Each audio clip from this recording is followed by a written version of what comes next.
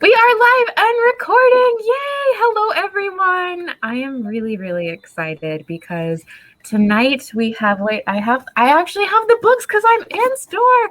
We have My Sweet Girl, which has just come into the world today. And of course, we have its author, Amanda Jayatissa. Did I say it correctly? Help me get that right because it's so beautiful. I mean, it's such a gorgeous name. And so Amanda's book is also very beautiful, but also, is there some darkness and amazing good thriller goodness in My Sweet Girl as well.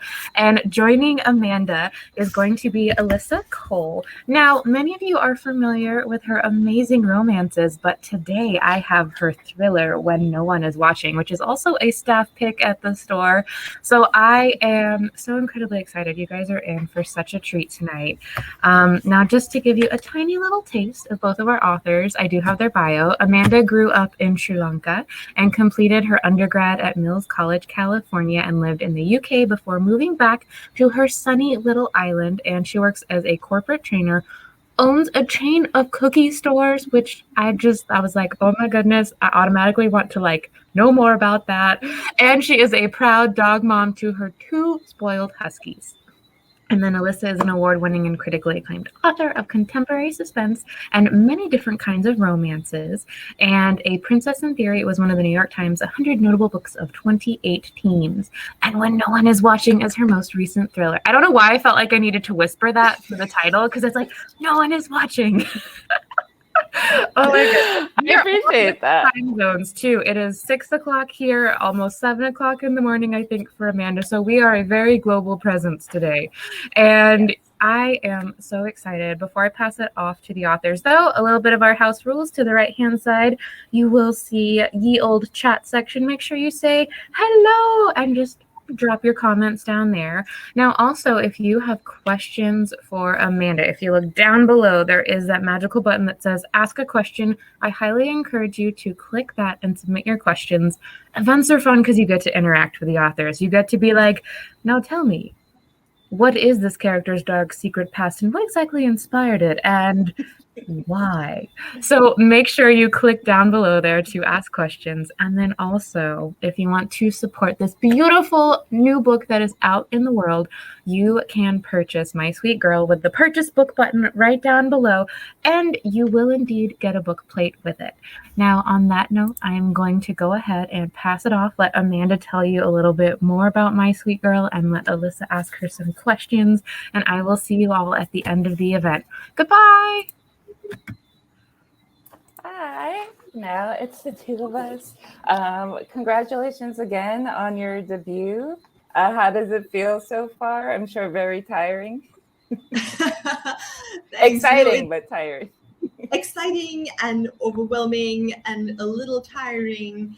And I'm definitely feeling all the feelings right now. It's been a whirlwind, just a lot of disbelief too. Like I still can't, I feel like I have to keep pinching myself. So it's awesome. That's great. And the book is getting great reviews. Readers are loving it. Reviewers are loving it. So congratulations again. And if you are in the chat and you have not purchased the book, like Constance said, you can click on that purchase book button. But for anyone who isn't aware, can you give them a brief summary of what My Sweet Girl is about? Of course. My Sweet Girl is a story about a woman who finds her blackmailing roommate dead in their San Francisco apartment. But when the police arrive, they can't find any trace of the body or any evidence that this roommate even existed to begin with. Paloma, that's the name of our main character. She is convinced that this is somehow tied into her childhood in Sri Lanka and some of the decisions that she made to escape the orphanage where she grew up. Awesome. And so, yes, it's a book that really pulls you in from the beginning. You immediately are like, what the F is going on? And really, you have to keep reading until the end to find out. And what I really loved about the book is I feel like I have my like little question list and I'm like jumping ahead, but I really did love how angry Paloma is. So we're gonna skip ahead. We're gonna go out of order for my questions. Can you talk a bit about Paloma and how you crafted her? Because for me, it was really refreshing to read this character who is angry, a hot mess, and kind of dealing with so many things. And particularly, in Western society and Western publishing, Asian women are often restricted to a very specific role in literature. And they don't often get to show their anger because that's not what, general Western society and white society thinks of when they think of Asian women. So can you talk a bit about writing this character who is angry, who, still has her mask that she keeps on for navigating society, but it's like really angry on the inside and kind of getting that on the page. And also, okay, I'm just going to stop asking multiple questions and let you answer the first question. Tell us about Paloma. Great. So, it was very interesting for me because it wasn't a very linear journey, I think, getting here. I was working on a completely different story with sort of a plot twist element that I really liked, but the story it wasn't coming together, right? It wasn't gelling, and I was incredibly frustrated and upset. And adding on to this frustration, I had one of those absolutely horrible experiences at my bank, actually, where I was so angry and frustrated and livid inside. There was all of these feelings just bubbling up. But I did what a lot of us, especially a lot of us women, are expected to do in that situation, where I slapped on my big smile, the kind that makes your jaw hurt just a little bit from straining so hard. And, I was very polite, and I said thank you, and I tried to urge them to help me as much as possible. And after that terrible ordeal, I did what I think a lot of writers do in that situation, where I escaped away to my favorite coffee shop. I ordered the biggest cup of coffee that was on their menu that I could get my hands on. And like, everything's better after you're caffeinated, right? And you have that cup of coffee in you. So feeling a little bit better, I pulled out a notebook and a pen, and I started like rage writing, like really letting out this frustration that I felt, just letting it out on the page. And it was interesting because I don't think I had ever really done that before. I don't think I had given myself permission to get as angry, because I think as people, and especially women, you're kind of conditioned that anger is not appropriate, that you should try to calm down as soon as possible, that your anger is not really valid in some ways. So, I mean, it was just a very trivial situation, but I was rage writing.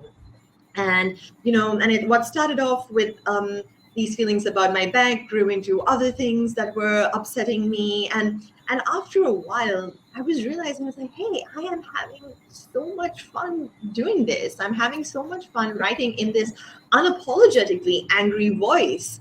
And that was the first time I think I felt free enough to be able to do that somehow. It was this awesome, freeing, like, aha moment. And I was like, you know what? I want to write a main character like this. I want to write a main character that's got all of this anger inside her, but at the same time has to deal with it in a similar way to how I had to deal with it, which is to put on this mask and put on this face of what is expected, and show this different side of herself to the world. And that's where Paloma was born. And I took this old story that I was working on, gutted it up completely, took the parts that I liked, which was the big plot twist, and combined it with Paloma, and here we are. Okay, there you go. Oh, great. Did I cut off? It cut off for me. I'm not sure if it cut off for anyone else because I am on like island internet. In the chat, can anyone tell us if it cut off? It cut off at the very end of what you were saying about how like you leaned into this anger, this character who was angry but also had to hide it how you did. Okay, so I think it just cut off for me. Uh, sorry about that. We do not have fiber optic internet where I live, so sometimes.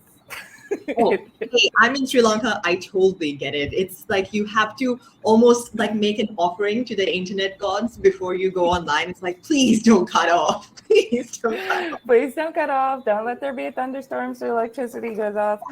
Yeah, that's my biggest fear. I'm like, please don't rain, because the moment it rains, everything just goes to hell. So can you talk a bit about, you told us about how this particular book came to be, but can you tell us a little bit about your journey as a writer? Did you always know you wanted to be a writer? Is it something you started to feel later on in life? And how did you go about getting started writing? And also, did you always want to write thrillers or, mystery thrillers, or did you kind of find yourself drawn to that later? Great question. So I was a very, very nerdy child. I was, incredibly bookish, preferred reading to pretty much anything else. I was once found locked in my bathroom reading during my own birthday party. So you can imagine how much I loved reading over like interacting with people or anything like that, like my poor parents, right? Um, and I love to read so much that it always just seemed very natural for me to write as well. It wasn't something that I kind of consciously made a decision to do. It's just something that always happened. Growing up, I'm growing up in Sri Lanka, especially. I had so much. I had access to books like Enid Blyton's famous Five and Secret Seven. So mysteries tend to shape a lot of my early reading. And so it was very natural for me, I think, again, to gravitate towards wanting to write mysteries. And my very first book that I attempted to write was called like Mystery of the Haunted House. And it was such a ripoff of like one of those famous five books that I had read.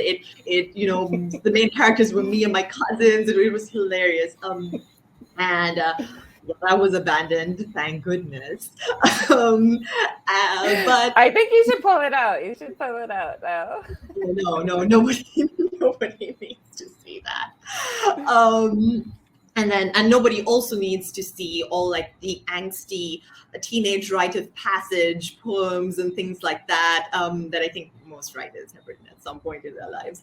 And but I've always kept journals. I've always written, like whenever I was upset, I would write. When I was angry with my mother, I remember I used to write her these like angry letters, because I always felt that was how I could get all my feelings out. So it was always very natural for me to prefer this way of communication and to always write. I never had that moment where I woke up one day and thought, I'm going to be a writer. So yeah, and then I think back in 2017, I was turning 30, and I had set this ridiculous goal for myself. Like, I need to get something out into the world before I turn 30, because like everyone in their 20s, I thought life ended at 30, which is, youth. And so I set this goal for myself, and I thought, hey, I'm going to right. I had been working on a book. I was really busy at the time working on our businesses and things like that. But I thought, hey, you know what? I'm going to write this little story. I'm going to put it out. And so I self-published it in Sri Lanka. And I was incredibly lucky that it won a local award. And that kind of gave me a lot of confidence to think about pursuing traditional publishing seriously. So that's when I sort of started working on what eventually became My Sweet Girl. Awesome. And so you live in Sri Lanka now, and you grew up there. You did live in the U.S. for a brief period of time, and the book is set half in Sri Lanka, half in the U.S. So can you talk a bit about was this book in a way, because I am American, but I don't live in the US right now. And when I wrote When No One Is Watching, I felt like I probably couldn't have written that while living in the US because it was processing some of the things that, Mm-hmm. microaggressions and like just kind of Mm-hmm. these pervasive things that you deal with when you're living there. So when I was Mm-hmm. reading your book, I was wondering if you felt a similar way of like, being away from that kind of allows you to, for the parts that are set in the US, to kind of process the interactions, process the things that Paloma has to go to, where she has to put on this mask of a model minority, even when she wants to just like curse somebody out. And if you felt like, how did you kind of maybe integrate that into the book, or do you feel like it was something that would have been different or more difficult to write if you were still living in the US? Mm-hmm. That's a great question. Definitely, a lot of my experiences in the US were echoed in some of the sentiment in My Sweet Girl. It was interesting because I lived in the US about more than 10 years ago. And at the time, we didn't really have this language, I feel. Terms like microaggression, it's something Yeah. that's relatively new. At least I hadn't come across it at the time. So there were things that were happening, things that people would say to me, being South Asian, being a part of, quote unquote, the model minority, all of that. There were things that I would get told that at the time I felt like I had to laugh off, or I didn't think, oh, there was much harm being done, oh yeah, they're saying that, and it kind of makes me feel icky inside, and it's not great, but I couldn't put my finger on why it was making me feel the way I felt, and why I was so uncomfortable. Um, and it's only unpacking it now when I was writing My Sweet Girl that I realized, I was like, oh, the things that I, perhaps laughed off, or the things that I thought weren't so much of a big deal, they actually shaped a lot of the way I navigated my way through this society that had certain expectations of me. And, this idea that you might feel uncomfortable, or you might feel angry, or you might feel all these different things, but you still would plaster it on and smile through everything. That is such a, I think it's a very common experience for a lot of women, but especially women of color. So it was a very interesting exercise, even for myself, to unpack all of these feelings and frustrations, and then put it into the experience of my main character, which is very similar to some of the experiences that I went through. Thank you. And so, like we just mentioned, the book that takes place have in the present in the U.S. and in the past at an orphanage in Sri Lanka. So, can you Mhm. talk a bit about writing? And the point of view is from a child basically Mhm. and an adult. So, can you talk a bit about writing? First of all, these kind of dual perspectives of an adult and a child, and um, what in the past, first of all, past and present, keeping things linear, keeping going Mhm. back and forth, and making sure that you're revealing things at the right time in the past and in the present, and also having the voice of a younger person and an Mhm. adult. Can you Mhm. talk a bit about that process, and whether how was it difficult? Did you find it easy, or was it how did that come about for you? And also, how did you come to the decision that the story needed to be told that way? Sure. So first off, there were Excel sheets involved, so there's that. But I think I always knew that I would tell the story in two parts. That there would be a past and a present. Um, as a reader, I really love a good dual timeline. So I think it made sense for me as a writer to try and incorporate that in some sense. And I knew that the bits in the past, I knew I wanted to narrate it in this first person 12-year-old voice. and that was challenging because the adult voice came pretty easily to me once I really let myself go and let myself be as angry as I felt, as I wanted to be at the time, and that was great. But it was this younger Paloma's voice, because obviously, when I was writing this book, it had been a very long time since I was in that, tween, like 12-year-old age group. So what I did, which was hilarious, is I pulled out all my old diaries and journals and things that I kept from ages 10 to 12. And they're ridiculous, right? They're all about like, oh, my brother was so mean to me today. Or like this girl in my class, she's such a bully. She called me nerdy, or like, so it was hilarious reading them, because I hadn't obviously since the time I had written them probably. And it really helped me kind of get into this headspace with this voice. And when I write, because I write in first person, and I get very, very immersed in my characters when I do write. So I try to take it a chunk at a time. So I finished the adult Paloma sections, all of them first. And that's when I wrote the younger Paloma, the 12-year-old Paloma's sections, just because I didn't want any kind of overlap. I wanted the voices to be distinct. The bits in the past are this young girl still relatively untainted by the world, growing up in Sri Lanka, so she would have Sri Lankan mannerisms to her speech. There would be that was a lot of fun for me to include, certain words and phrases that I still use when I speak to other Sri Lankans.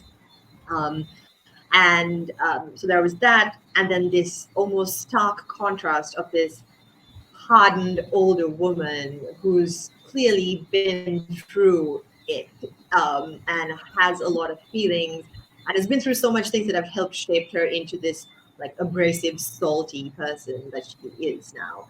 So I really wanted that contrast, and for me to get to that point, I knew I had to work on it separately, and then refer to my trusty Excel sheet, and make sure that everything lined up. There was a lot of editing and things, obviously, to make it work, but it worked.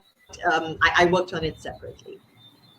I will say I find that so impressive, because I think I wouldn't have been able to do that. Like, I would be going back and being like, oh, wait, no, I need to write this down. So I love that you wrote them in separate timelines. Sure.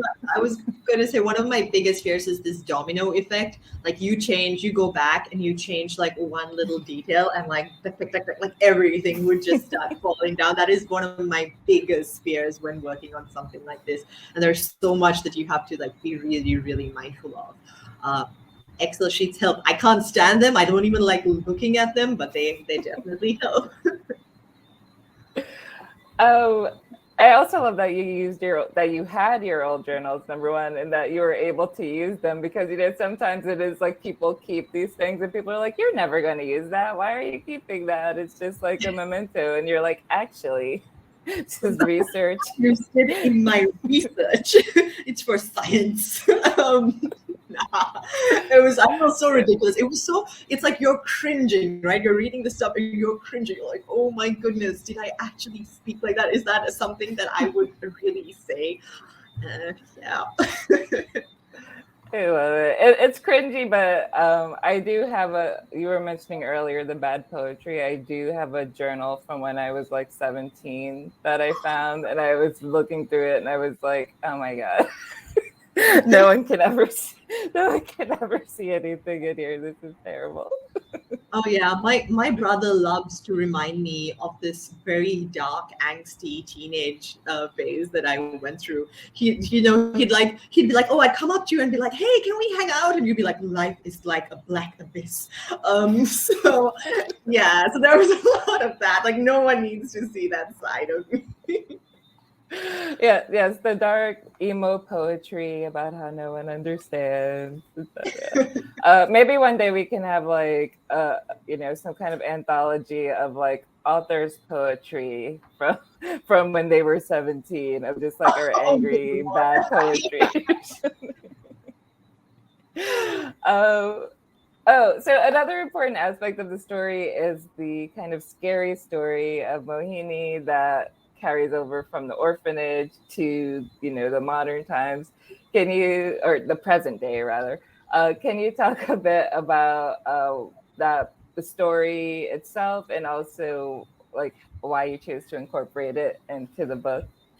Sure. So Mohini is Sri Lanka's most popular folktale urban legend. Everyone knows her. Everyone has told the story. Everyone has, everyone claims to know someone who has, seen Mohini at some point in their lives. She's incredibly common, and it's a story that was almost one of those childhood like rites of passage. Everyone's told this story. I've dressed up like Mohini to scare my cousins when I was a kid. It is so ingrained into our culture, and it's definitely my favorite ghost story because it was the first one I think I've ever heard. And because of that, when I knew that there would have to be some sort of element of this in the book itself, and I thought, hey, what better story to use than the one that I grew up with myself? Because it's just such a basic ingrained part of Sri Lankan culture. And I had experimented a little bit at first with variations, stories maybe derived from Mohini. I called her different names, and nothing seemed to click because it just didn't feel honest and it didn't feel right. And I just had so much fun. I think writing about her was my absolute favorite part in the book, and I'm just so excited to share this part of like Sri Lankan folklore with the rest of the world. Thank you. I think the thing I love about it is like it's an extra stressful thing and like scary thing to add onto the already stressful and scary situation. So it's like a little like bonus nightmares and scary part for the reader. Oh, that's so Which funny is, which is, because sorry, go oh on. no, I was gonna say, which is great for when people pick up a thriller. I think that's like a great bonus for them. Exactly. No, I was just gonna say it's so hilarious because you go up to a thriller writer and you say your book stressed me out, or your book gave me nightmares, or your book really disturbed me, and we're like, oh, thank you so much. That's so kind of you to say. I'm glad I caused you emotional distress. That's exactly what I was going for. Exactly. It's like, oh, you couldn't sleep? Awesome. Thank you. Mission accomplished. That's what I wanted to do. Oh, so that's actually a good segue into talking a bit about your writing. You did mention the Excel spreadsheet and how you came up with the story, but in general, when you write, I'm assuming that the Excel spreadsheet was something that you bought out for this particular story. Is it something that like came naturally to you, or did you usually plan out your stories really well, or are you plotter, a pantser, a scenester, as I call, which is someone who knows certain scenes and they're like, okay, I need to get to that scene, so I have to write all this other stuff first. What is like your writing process in general? So for me, as a reader, it's a lot to do with that aha moment, right? That moment where there's the big reveal or the big plot twist. So as a writer, that's sort of the thing that I try to figure out first. All my books are based around, that twist, that moment that gets you. So with this as well, and with a lot of my writing, I have that first, and then I write an outline that'll help me get there. But I understand that there is some flexibility to that outline, and things change, especially the middle bits, right? Because I rearrange the middle bits a lot as I go. Yeah. And at the beginning and the end tend to sort of stay relatively the same, but the middle is where a lot of changes happen. And after I have this rough outline and I know roughly what direction the story is going to go in, I spend a lot of time trying to understand and get to know my main characters. Especially because I like to write in this first person. I take a lot of time where I journal and I write from this main character's point of view. And Alyssa, I think, got disconnected. Just a quick heads up, can everyone else hear me or see I me? can still hear and see you. We're just waiting for Alyssa to come back on, but if she doesn't, then I will hop back on when you're done answering the question. Great. Shall I wait a minute or shall I continue? I would go ahead and continue what you were saying because you were making a good point. All right, great. So I was saying that I would journal and I would write these sort of first person perspectives of the character that I'm working on. And I don't know if everyone can see right now, but there's this couch behind me, and I call that my thinking couch. It's really a napping couch. Like, that's what my husband's like, stop calling it a thinking couch. You could just say it as it is. It's where you nap. And I'm like, no, that's an integral part of my creative process. I spend a lot of time on that couch, just like sitting with the story. And that's always something that I try to do, where before I really jump into the thick of things and I start writing, after I have an idea of my plot and I have a sense of my characters, I tend to sit and let it all kind of percolate a little bit, and that's how I get to the final thing. Hi again. Everything all right?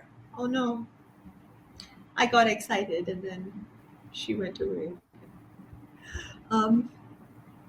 Okay, hopefully I stay here. Yay, Alyssa, are you back? Yes. Hi. Okay. I'm just sending my willpower into the internet now, hoping it stays on. I did catch the end of your answer. Sorry, yes. I was saying that I spend a lot of time on that couch, which is my thinking couch. And often my husband will come in and he'll look at me and he'll like, are you taking a nap or are you thinking? And I'm like, shh, don't disturb me. There's like a creative genius at work here. Leave me alone. This is my process. The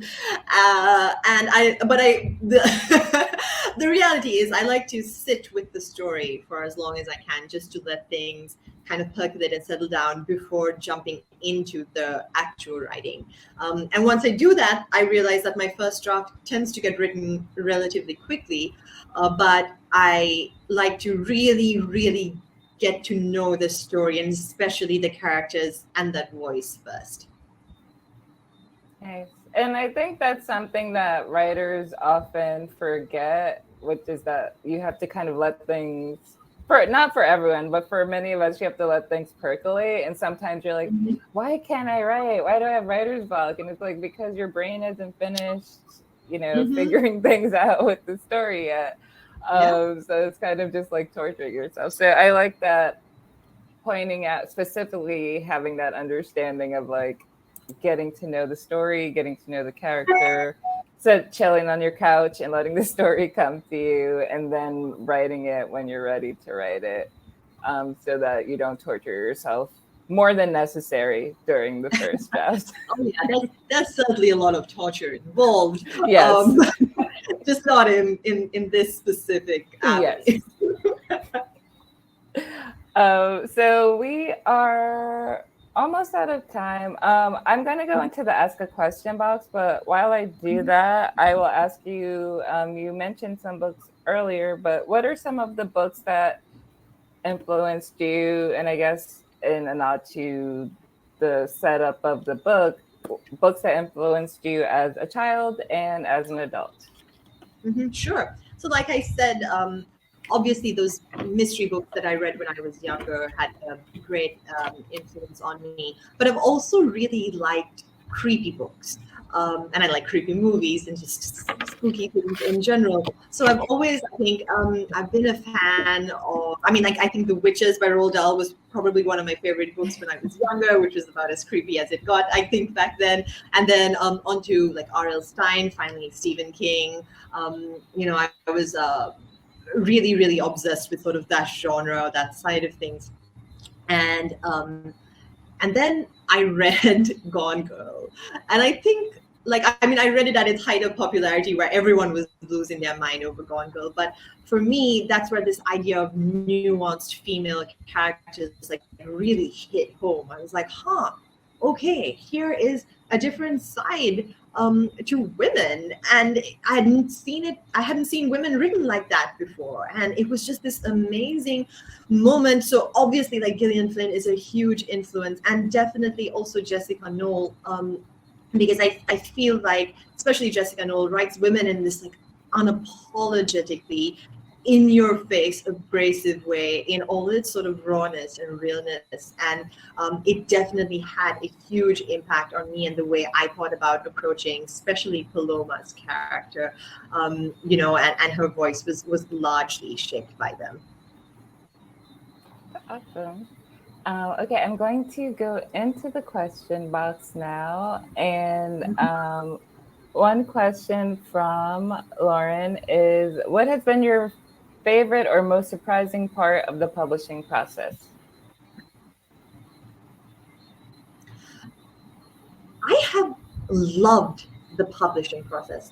It has been, I think, and my favorite part, 100%, has been sort of the collaborative element of it, because this is the first time, obviously, that I've been able to work with other people to get my book to where it is today. So from, my agent who helped me with early edits on the book, to my amazing, wonderful editor, and then the team at Berkeley, it's just been mind-blowing, because I have done this or tried to do this very badly on my own once a very long time ago, and it was so lonely. And it was just one of these things that it didn't work for me, and I knew, like, right off the bat that I'm going to need help. And I certainly got more than help. I got support and love and understanding, and just the fact that I could work with a team has been amazing. Another thing that surprised me, that I don't know now what I would do without it, has just been the support of other writers, because like we have a little group of debuts that came out this year from Berkeley. We call ourselves the Berkeleys, and like, there's just so much support and love, and it's just been this amazing understanding, because sometimes writing can feel very, very isolating, because you're in your own mind and you're in your own head and you're doing your own thing. So knowing that there's this support system outside of that, and there are people that understand what you're going through, and help you and love you, that has just been, it's been mind-blowing. Awesome. And I will say, this is from me, how has it been for you being an author living in Sri Lanka, having your book published by an American publisher? How has that experience been for you? It's I mean, it's the dream, right? It's something that I honestly didn't think possible, because it's something I didn't even think about. Growing up in Sri Lanka, there's only so much that you're exposed to, even to have certain aspirations and things, and there are things that you never even knew were possible. So now, just to know that my book is, it's an actual physical real life book that people can hold and people are buying in bookstores and taking home with them, that's just, for me, that's absolutely mind-blowing. It's been just this wild, amazing ride that's like, sometimes I get tongue-tied when I think about it, because I think if you were to tell me even 5 years ago that this is where we're going to be today, I wouldn't have believed it, I don't think. So this, for me, is just, it's so amazing. And I am just so grateful to, be here. Thank you. A question from Mia. If My Sweet Girl could be adapted, do you see it more as a movie or a limited series TV show? Oh, that's such a great question. Um, I'm personally a big lover of movies, so I think I naturally gravitate towards that. That being said, I don't know. I haven't given it too much thought apart from the fact that, hey, something like that would be absolutely awesome. Um, so, yeah, I guess either would be fine. Just off the top of my head, if I were to say, I would say a movie, or maybe like a limited series could work too. Do you have any idea for casting? Like when you write, do you imagine the characters and then later on think of actors and actresses that could portray them? Or do you have people in mind as you're writing? Um, a little bit, yes. So actually, interestingly, and I'm going to put this out into the universe. I I did picture Priyanka Chopra when I was writing Paloma's character, just because I feel in certain roles I've seen this real grit to her acting, and she was, and that I feel that she could portray this woman coming undone and unraveling and still have this interesting commentary going behind in her mind because she's so wonderfully expressive. I just could picture her in that role. So hey, putting it out there, right? Yes, manifesting it, putting it out there, and hoping that it comes true. All of us are hoping that. A question from Mysterious Galaxy. What was the most cathartic or satisfying moment of the book to write? If you can reveal that without spoilers. Whew.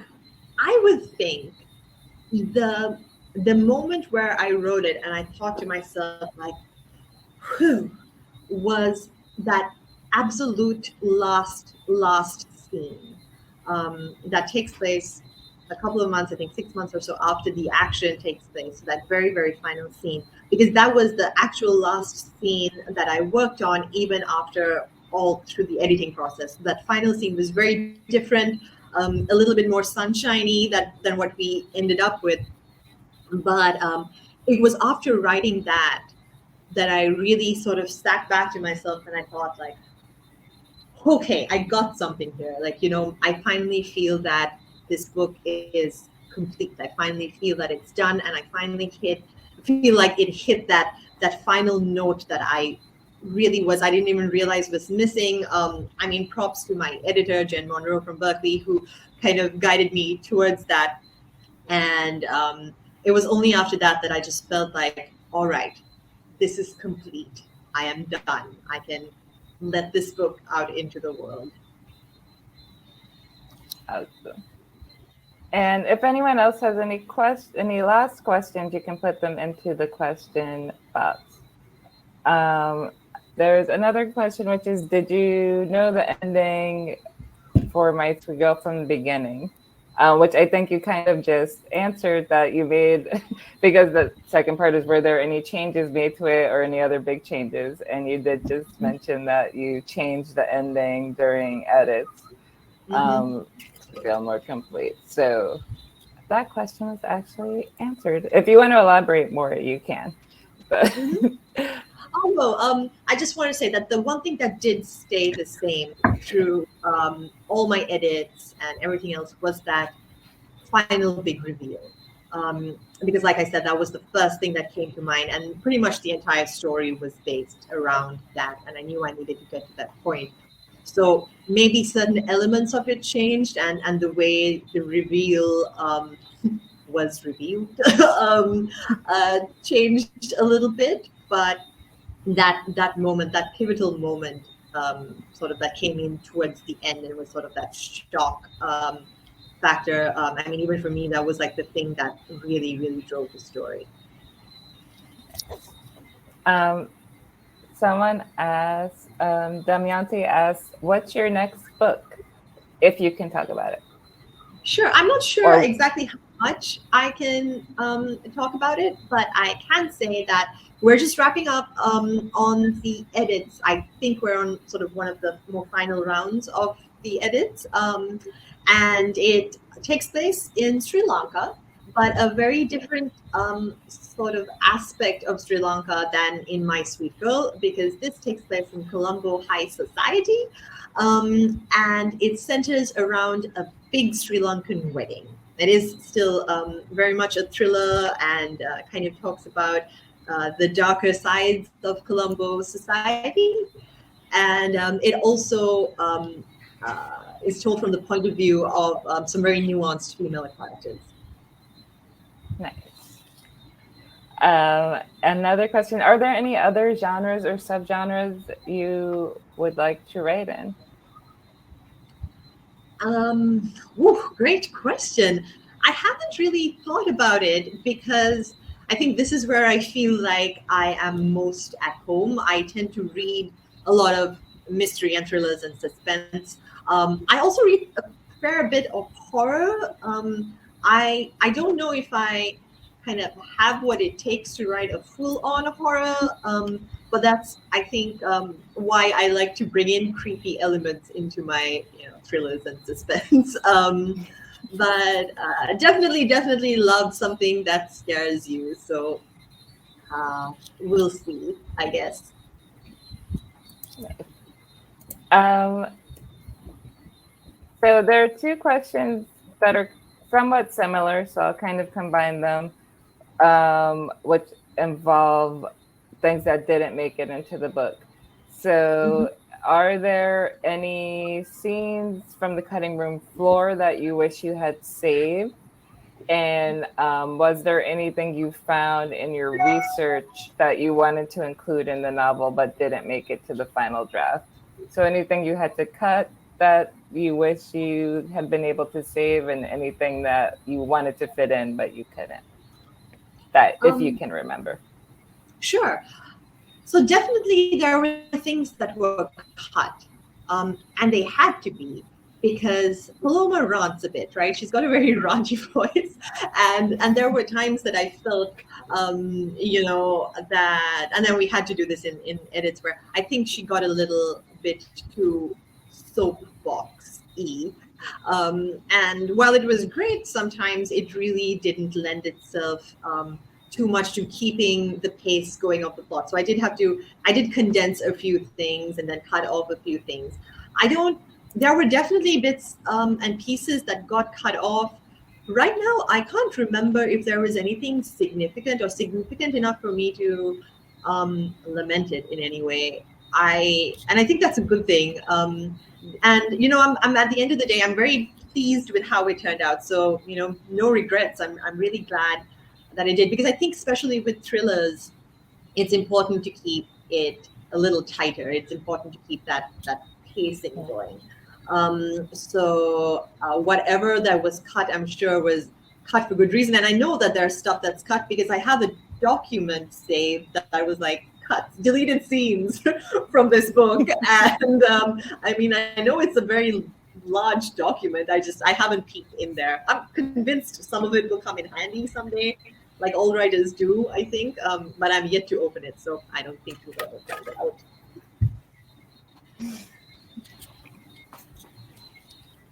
out. If your journals from when you were 10 came in handy, then there's a good chance that this file will get opened.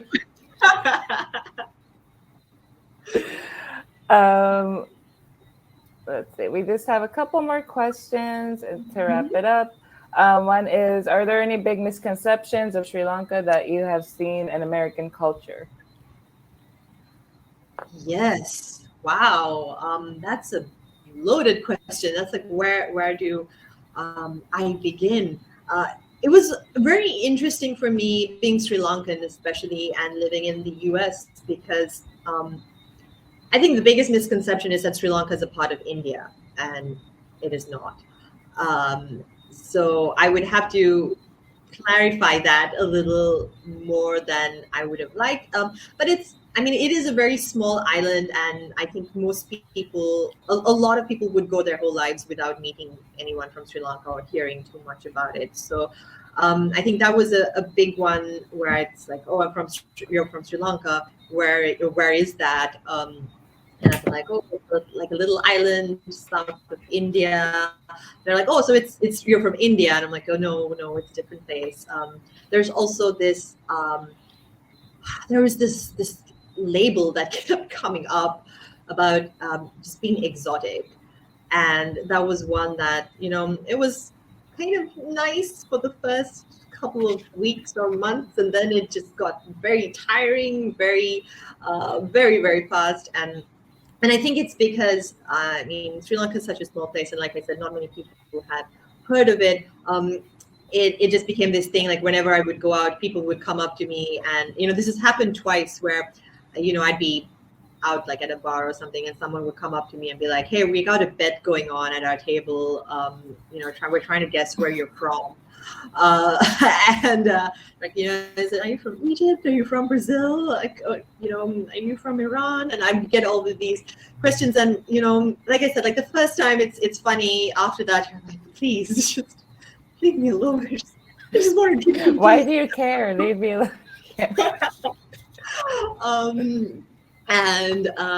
So there's that. There's a misconception that Sri Lankan women are a specific way, that we're subservient and polite, and all of those horrid like kind of labels that you do try to avoid, but sort of tends to get plastered on you. There are like people, and the interesting thing about Sri Lanka is that, again, I think it's just not many people have heard of it, so they're willing to believe absolutely anything you tell them about the country, which again, it was hilarious for me at the time. So the first time I visited the US, when I was 16, I went with like another student group, and we went for this sort of future world leaders sort of one of those things, and I remember we had a really good time telling all the Americans that we all had pet elephants that we would ride to school, and that this was the first time in our lives that that we were wearing shoes, and then I told them that this one guy was like, that his dad was a king, and he was like the prince of Sri Lanka, and that everyone had to bow when they saw him, and people were doing it, so it was like I said, it was one of those things that's hilarious at the time, and now I think back and I'm like, oh goodness, right? Are we so removed from the rest of the world that people are willing to believe anything? And yeah, it's one of those things that's like funny until it's not.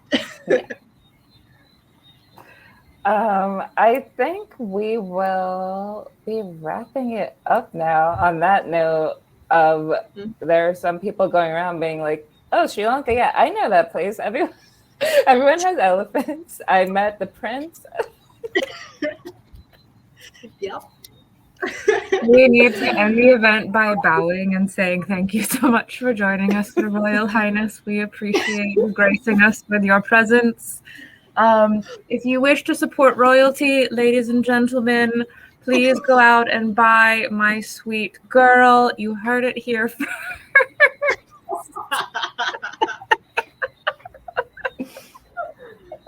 Also, I would love to read a book about that. That's like the perfect. That is like someone you don't write romance, but if you that could also make a great thriller of like what happens when you show up and start telling people that you are the royalty from some place that they never heard about. Oh my gosh, that could go so differently depending on it being romance or a thriller, but both ways would be so good, and I want to read either one of them. Oh my goodness. Oh, well, I want to hop back on. Jokes aside, I want to thank Amanda and Alyssa so very, very much for joining us. It was the biggest treat getting to celebrate My Sweet Girl with you, Amanda, on your launch day. So thank you for stopping by virtually and hanging out with us. And thank you for Alyssa for all of the amazing questions and for hanging out with us as well this afternoon. So all of the readers who joined, thank you for coming out and supporting. I feel like I need to give a shout out to the Berklets because I saw that in the comments too. So a shout out to all of the Berklets and all of your books and everything. Thank you for coming out. But everyone, go read My Sweet Girl, and we will see you all next time. And thank you so much, Amanda. Congratulations. I can't wait to see what else you have coming out. And Alyssa, thank you for joining us. And on that note, goodbye, everyone. Have a lovely evening. Good Bye. night. Thank you so much.